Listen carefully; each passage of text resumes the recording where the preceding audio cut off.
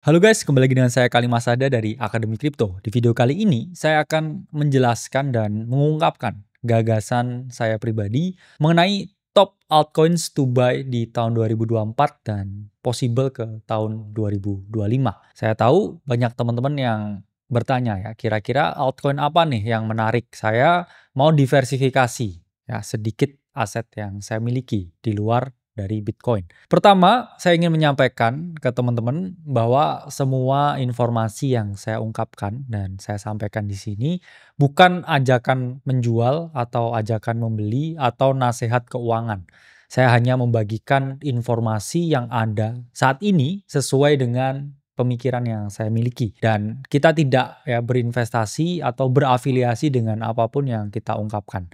Dan video ini dibuat di Oktober tahun 2024 untuk possible ya cycle ini ya, akhir tahun 2025. Jadi mungkin video ini tidak akan relevan ketika teman-teman tonton lagi 5 tahun lagi, 10 tahun lagi, 15 tahun lagi ya. Karena teman-teman tahu sendiri, market crypto itu adalah market yang super volatile, yang memiliki banyak sekali faktor, banyak sekali variabel, banyak sekali alasan-alasan, sehingga selalu berubah ya. Market itu keeps on changing. Market itu selalu berubah. Apalagi market cryptocurrency. Jadi teman-teman, sebelum mengambil keputusan finansial apapun, tolong lakukan riset mandiri dan miliki kesadaran penuh bahwa kripto ini merupakan aset yang penuh dengan risiko. Altcoin pertama yang mungkin ya menurut saya ini menarik untuk dibeli itu adalah Ethereum ya.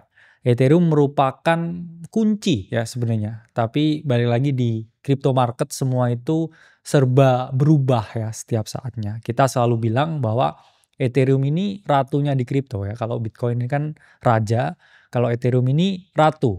Itulah mengapa ya banyak orang yang bercanda ya, karena ratu mungkin bisa diganti-ganti ya. Itulah mengapa banyak sekali yang coba mengganti Ethereum, tapi Ethereum itu merupakan blockchain layer 1 yang mana teknologi smart contract yang dimiliki itu sangat dibutuhkan untuk memprogram uang, untuk membangun yang namanya dApps atau decentralized application. Tanpa berlama-lama ya, kita lihat monthly chartnya dari Ethereum. Kenapa saya suka lihat monthly chart ya, bukan weekly, bukan daily, tapi dengan monthly chart ya, kita bisa melihat gambaran ini ke depan ini seperti apa. Karena investor hebat, trader yang jago juga, itu selalu observing yang namanya higher time frame atau HTF, bukan LTF atau lower time frame. Lower time frame atau LTF itu biasanya digunakan oleh para spekulan, ya, para pencari keuntungan sesaat. Tapi ingat ya, segala sesuatu yang dilihat dari jangka panjang itu biasanya lebih rewarding daripada dilihat di jangka pendek. Nah ini kita lihat ya, Ethereum chartnya ini oke sekali ya kalau kita lihat monthly chartnya. Dia memang secara performa ini relatif kalah ya. Bukan relatif, tapi kalah jauh dengan Bitcoin atau beberapa altcoin-altcoin lain yang lebih moncer di cycle kali ini. Tapi kita bisa melihat di sini ya, di chart ini bahwa saat ini Ethereum itu ada di area yang oke buat membeli, oke buat akumulasi. Sekali lagi ya, bukan ajakan untuk menjual atau membeli ya. Ini informasi yang tersaji saat ini. Jadi teman-teman harus memahami bahwa saat ini Ethereum itu sedang terdiskon. Harganya ini lagi turun dibandingkan dengan aset-aset yang lain. Dan kalau kita lihat ya, monthly secara teknikal, ini ada potensi di sini membentuk yang namanya higher low.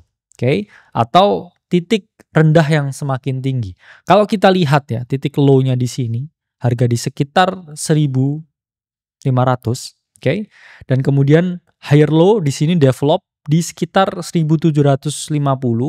Nah ini ada potensi lagi di harga saat ini, 2.500 ini develop higher low lagi. Dan ingat ya, higher low itu bisa dijadikan suatu poin untuk melakukan pembelian, bisa dijadikan support, karena ini ada beberapa support yang bisa kita lihat. Pertama, trend line di monthly chart ini bisa dianggap sebagai support ya. Support, ingat, area di mana teman-teman melakukan pembelian. Support atau demand area itu adalah area di mana ada kecenderungan harga ini mengalami kenaikan.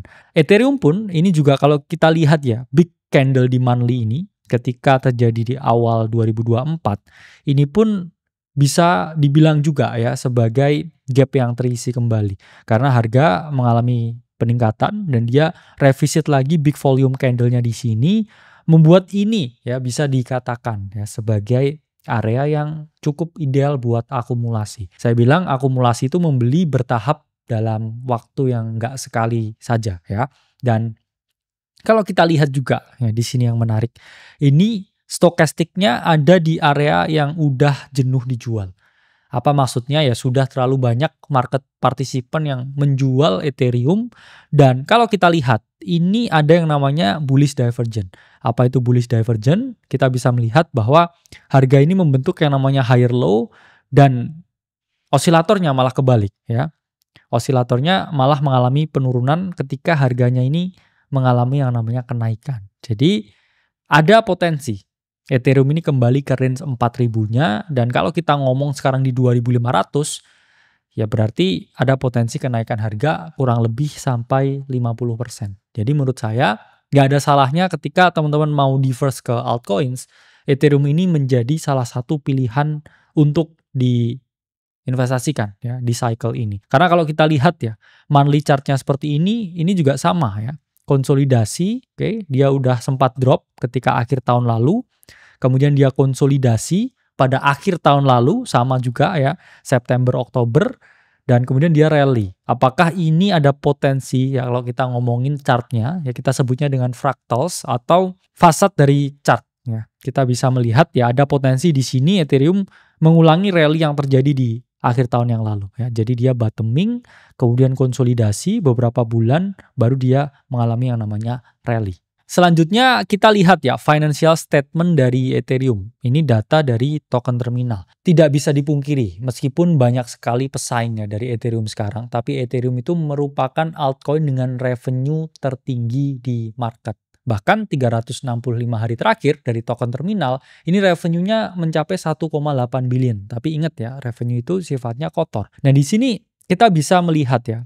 Dari bulan Juli sampai Oktober ini revenue-nya juga relatif stabil ya. Ethereum dalam Oktober 2024 ini menghasilkan revenue 85 juta, kemudian September 2024 yang 68 juta dan Agustusnya malah lebih kecil ya 34 juta. Jadi ingat meskipun protokol itu dipakai dan dia menggenerasi yang namanya pendapatan, belum tentu harga ini selalu naik. Ya, ini yang membedakan kripto dengan saham. Saham biasanya perusahaan divaluasi ya dengan berapa banyak nih pendapatan yang diperoleh. Jadi kalau pendapatannya naik, pasti ya secara logika berarti banyak orang yang sedang interest ke perusahaan tersebut, membeli barang dan jasanya. Sehingga sahamnya otomatis ya, hampir otomatis mengalami kenaikan. Tapi kalau di crypto market, bisa aja protokol itu dipakai terus-terusan, ya revenue-nya gede, tapi dia masih belum naik ya harganya. Karena banyak sekali ya faktor teknologi, faktor technical yang ada di dalam jaringannya. Dan kalau kita lihat ya, di bulan Oktober ini, active user juga masih stabil ya. Daily naik 9%, kemudian weekly naik 3,8% dan monthly ini justru turun 12,5%.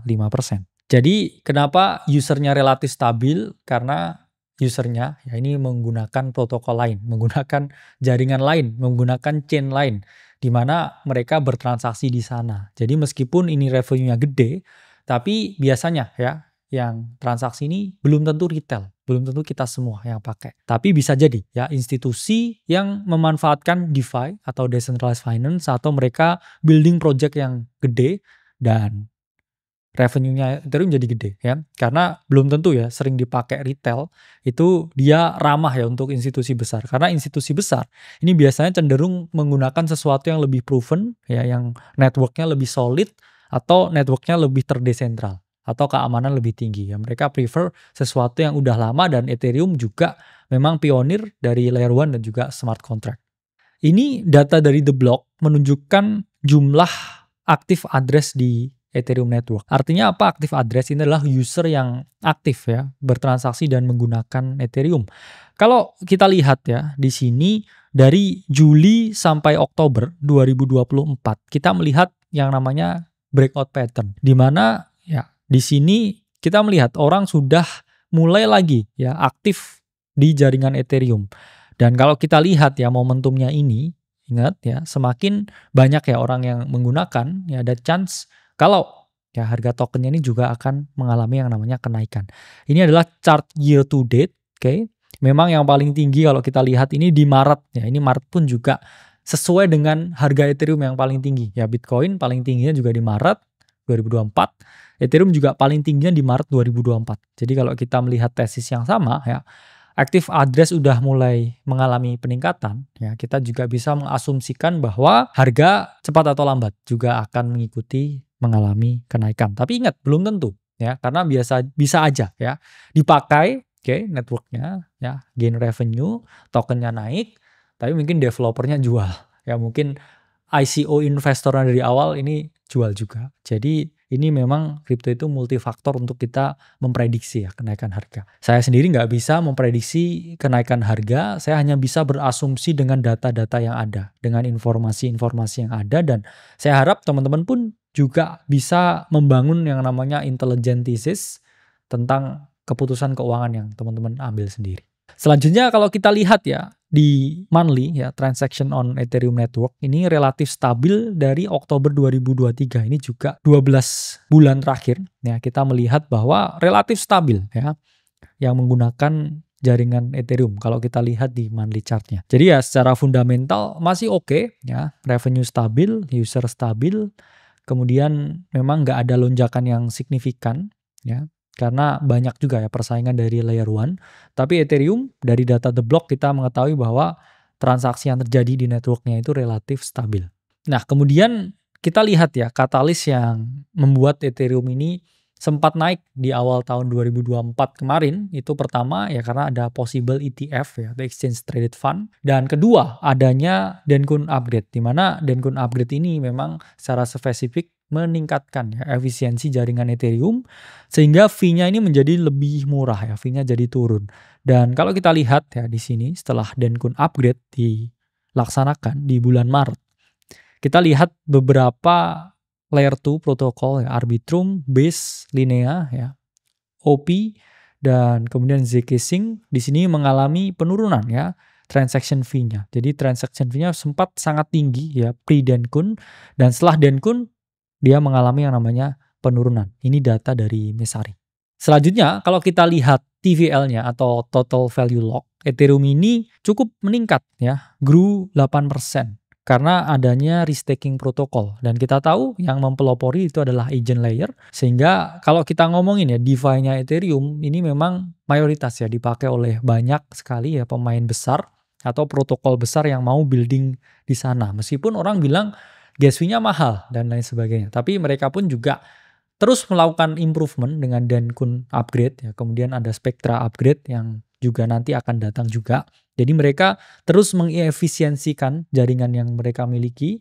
Itulah mengapa ya TVL atau Total Value Lock itu adalah berapa banyak aset yang disimpan ya di dalam protokol ini, di dalam chain ini, dalam jaringan ini. Dan ini relatif meningkat ya dengan banyaknya DeFi protokol yang membangun di Ethereum. Jadi secara fundamental ya ini relatif stabil. Memang harganya yang belum mengikuti dengan ekspektasi ya saya bilang dari para pelaku pasar. Dan kalau kita lihat ya stable coins di jaringan Ethereum juga relatif stabil ya, flat di valuasi 79 billion. Jadi kurang lebih ya kalau divaluasi stable coin di jaringan Ethereum ya di networknya itu kurang lebih 79 billion. Jadi memang kita juga nggak melihat drop yang signifikan ya. Kan secara logika ya harusnya kalau kita lihat drop yang signifikan dari harga itu di balik layar ya on-chain-nya ini semua kan harusnya turun. Tapi Ethereum ini relatif stabil ya dari segi revenue, oke. Kemudian dari segi growth di protokolnya dia juga relatif stabil.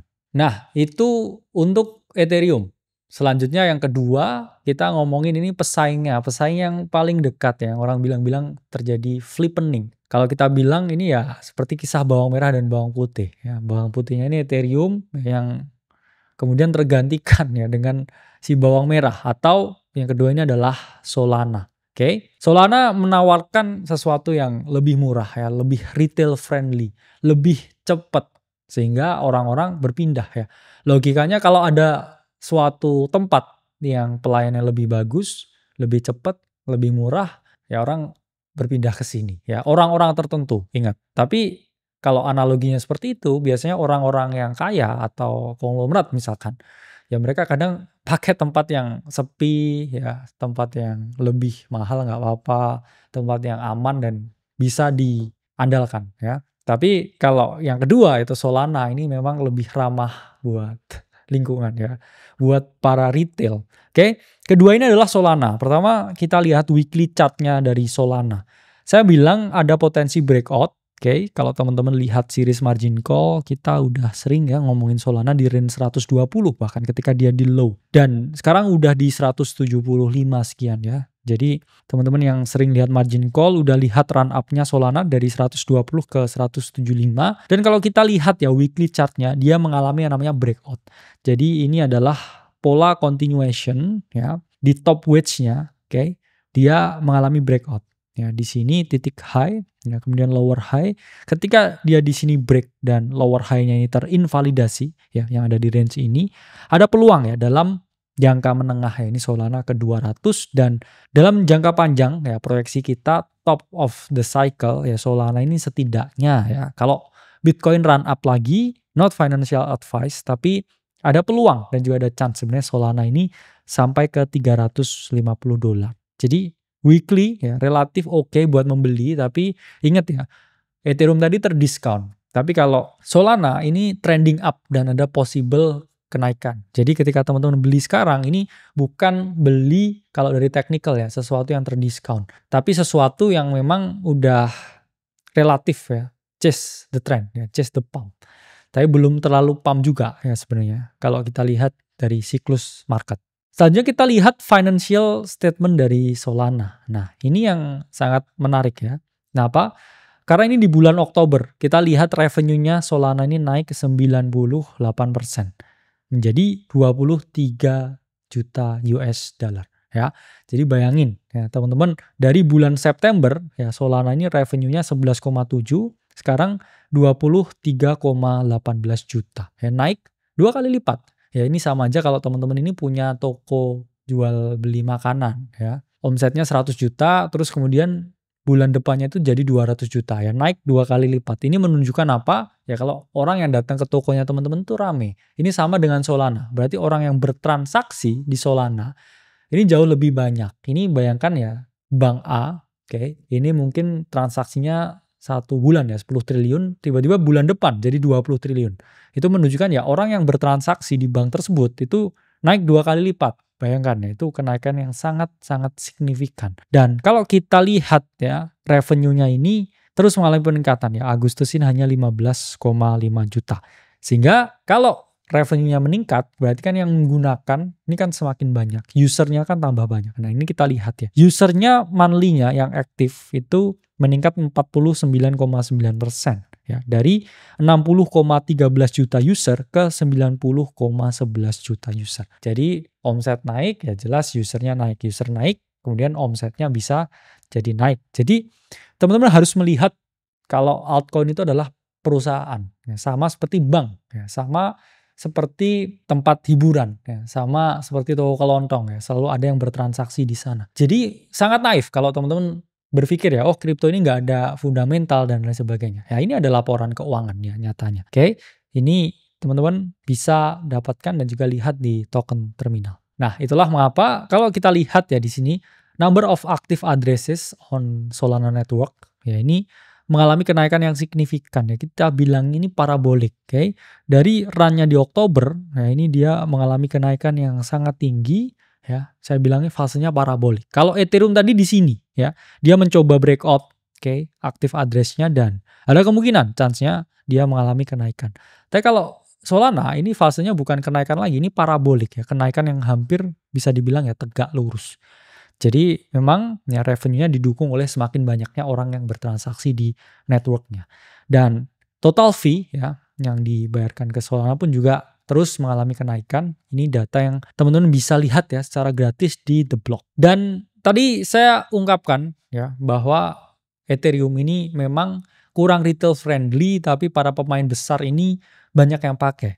Tapi data dari Messari ini malah menunjukkan beberapa ya smart money, big company ini juga mulai melirik ya chain Solana, ini PayPal, ini meluncurkan PYUSD. Jadi PayPal ya salah satu payment system ya ini mengeluarkan PYUSD atau stablecoin mereka sendiri di jaringan Solana. Ya ini menunjukkan satu hal bahwa Solana ini mulai digunakan oleh pemain besar. Itulah mengapa kalau kita lihat ya ekosistem Solana ini terus berkembang mendekati ekosistem Ethereum. Ya ada yang bangun NFT ya, meme coins, gaming, creator platform, kemudian DePIN, DeFi, infrastructure dan lain sebagainya.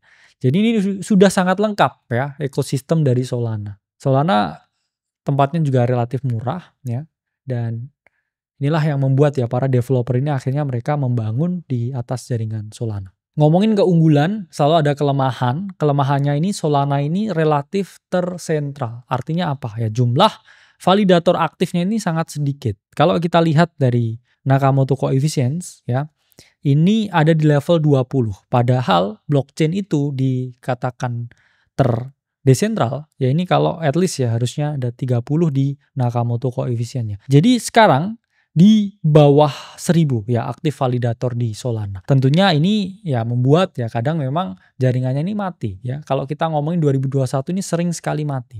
Kalau 2024 hanya ya beberapa kali mati.